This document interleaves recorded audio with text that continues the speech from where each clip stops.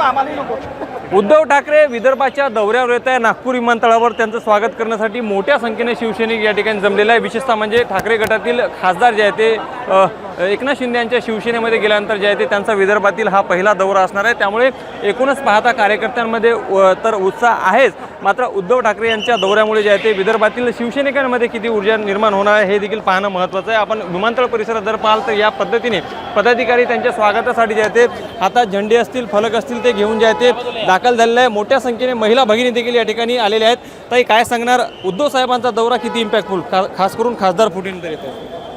आता जे 6 खासदार जे फुटले, लोक म्हणतात की शिवसेना संपली, पण त्यांना हे उत्तर आहे की शिवसेना संपली नाही कधी संपणार। आम्ही सगळे उद्धव साहेबांसोबत। या आधी सुद्धा आपले पक्षातले काही आमदार जे आहेत ते फुटलेले होते, आता खासदार फुटले आहे आणि अशा परिस्थितीमध्ये आता उद्धव साहेबांचा हा दौरा आहे। सध्याला निवडणुका कोणत्याही नाही, काय वाटतं शिवसैनिकांना ऊर्जा मिळेल? शिवसैनिकामध्ये कसं ऊर्जा भरण्यासाठी साहेबांनी आता दौरा चालू केला आहे। आम्ही साहेबांसोबत आहोत। शिवसेनेला कसं जे साधारण जे शिवसैनिक आहे त्यांना कसं थोडंसं ताकद भेटणार आहे दौऱ्यानंतर। आज उद्धव साहेब आणि मुख्यमंत्री देवेंद्र फडणवीस एकाच विमानाने नागपूरमध्ये पोहोचत आहे, याकडे तुम्ही कसं पाहता? हे योगायोग आहे की काही राजकीय योगायोग असं, पण ते राजकारण एकीकडे, त्यांची मित्रता एकाकडे, असं आहे ना ते राजकारण। प्रत्येक याच्यात राजकारण नाही होऊ शकत। अजूनही काही शिवसैनिक आहे, आपण त्यांच्याशी बोलण्याचा प्रयत्न करूया। काय सांगणार, उद्धव साहेबांचा दौरा किती महत्त्वाचा आहे, खास करून खासदार फुटीनंतर?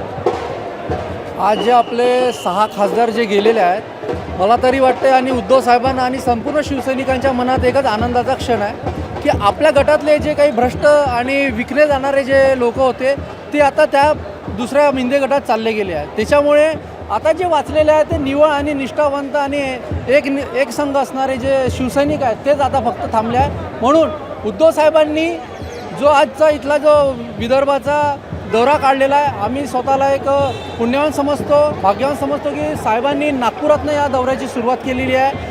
शिवसैनिकांमध्ये नवचैतन्य आहे। परत एकदा नवा महाराष्ट्र घडवण्यासाठी संपूर्ण शिवसैनिक आम्ही सज्ज आहोत। उद्या सभा यवतमाळमध्ये असणार आहे, संजय देशमुख यांच्या गडामध्ये। काय वाटतं, कशी शिवगर्जना त्या ठिकाणी राहील? यवतमाळमध्ये एक दिव्य भव्य कधी न पाहिलेली अशी सभा आज यवतमाळमध्ये होणार आहे आणि संजय देशमुख जे बंडखोरी करून जे 50 कोटी रुपये घेऊन जे विकले गेले त्यांना धडा शिकवण्यासाठी एक अशी जबरदस्त सभा मान्य उद्धव साहेबांच्या नेतृत्वात, आदित्य साहेबांच्या नेतृत्वात होणार आहे, जी संपूर्ण महाराष्ट्र बघणार आहे। महत्त्वाचं म्हणजे आज मुख्यमंत्री देवेंद्र फडणवीस असतील, उद्धव साहेब असतील, संजय राऊत एकाच विमानाने नागपूरमध्ये येत आहे, वेगळी चर्चा रंगते आहे। तुम्हाला काय वाटतं, योगायोग आहे की काही राजकीय? नाही, योगायोग म्हणता येईल, कारण आता जे मोदी साहेबांनी सांगितलं होतं की एकत्र प्रवास करा, तर त्याच माध्यमातून आज एकत्र सगळे येऊन प्रवास करत असेल तर तो योगायोग समजता येईल। असं कदाचित जुने संबंध जे आहेत ते त्याचे सूत देखील जुळल्या जाऊ शकतात चर्चेतून, तसं काही जर झालं तर?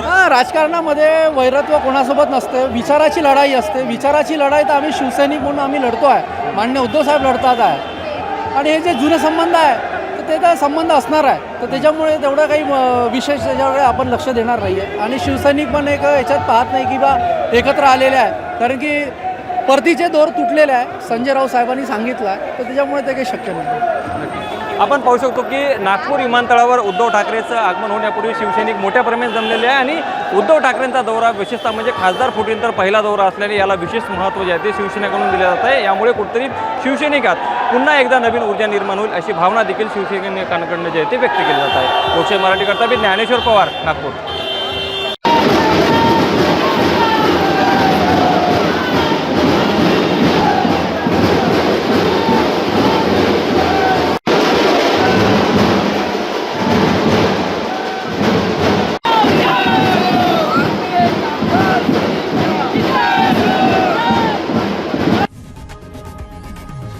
लोकशाही मराठी ऐका, पहा, जागरूक रहा।